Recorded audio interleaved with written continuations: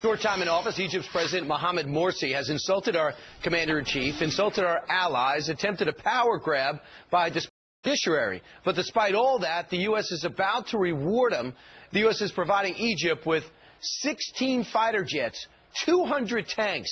This is an American F-16 with an Egyptian flag on it. It's all part of an aid deal. Again, they're not buying it, made back in 2010. But considering his comments, should we reconsider? I'm talking about his comments that were supposedly off record in 2010, what he really thinks of Israel as well. Joining us right now, Texas Congressman Louie Gohmert. Congressman, how did you find out about this? Well, actually, we heard the report in the news because this isn't something they came advertising on Capitol Hill. It is just outrageous. But, Brian, it's consistent with what we found out is actually this administration's foreign policy. The foreign policy is, what difference does it make? Hey, what difference does it make if we give our sworn enemies, people who want to wipe Israel and us off the map, so we give them the method to wipe them out? What's the big deal? Well, what do you say to people who say, hey, Mubarak wasn't exactly a benevolent dictator, even though he was good to us? Should we have not been giving Egypt aid all those other years because they didn't like the way he governed? No, we were not interfering with the internal situation in these countries, but Mubarak had agreements with this country. This administration throws our allies under the bus. They've done it with the Northern Alliance that fought the Taliban in Afghanistan. They did it with Poland. We had to deal with them for defensive weapons.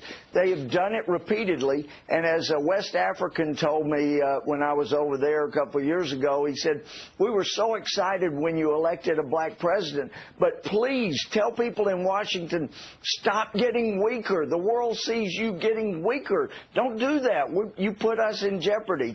We're putting ourselves in jeopardy when we're sending jets and tanks to a man, a leader whose only two enemies, he said in the past, are Israel and the United States. And look at these jets, too. Look at these F-16s. You know, we got knockoffs, so to speak, that basically have the frames and don't have the up-to-date material. But this is it. This is what our own, we understand, this is what our own pilots use, our own Air Force implements.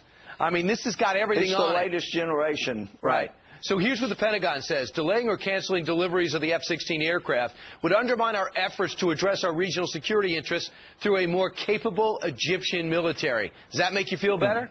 No, it's insane. Yes, the jets would help our Middle East security if we gave them to friends. The friends are called Israel. This is going to help give Egypt an edge over Israel. They'll have more F-16s than Israel, as I understand it. This is insane. Now, I would say it's lunacy that we're a bunch of lunatics, but we voted 399 to 1 in December not to use the word lunatic anymore. I was the one dissenting vote, as you may recall. I understand. And finally, what do you say to people who go, at least they left the Egyptian-Israeli peace agreement intact, and this is a reward for that?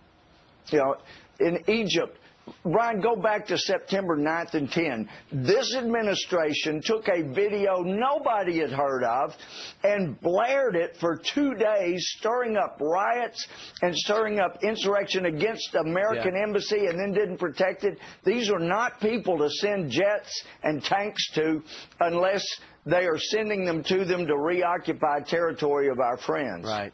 Congressman Louie Gohmert, thanks so much. Maybe it's not too late.